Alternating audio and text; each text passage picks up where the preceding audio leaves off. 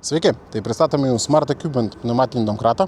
Tai domkratas yra 3 tonų keliamosios galios, minimalus aukštis domkrato 15 cm suskleistoj būsenoj, o išskleistoj 40 cm.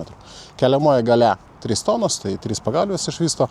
Kaip matom, jisai gali stovėti be jokios atramos, tai turi tokias kojelės, tai pastatoma, tai jisai paruoštas darbui, ne?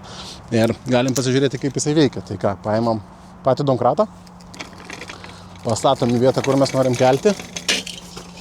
Pavyzdžiui, paimsim mes čia užbalkę galinę. Op, prijungiam suspaustą orą. Op, ir keliam. Atsukam vožtuvą, pasikeliam į norimą aukštą. Galim uždaryti vožtuvą, kai mums aukštis yra pakankamas. Ir viskas. Ir galim darbuotis. Aišku, saugumo sumetimais gerai būtų pastatyti atramas ir jau saugiai nuiminėti ratą ir dirbti.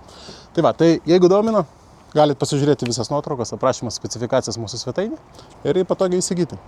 Kainą irgi ten pamatysit. O nuleisti irgi labai paprasta. Atsukam vožtuvą ir jisai nusileidžia.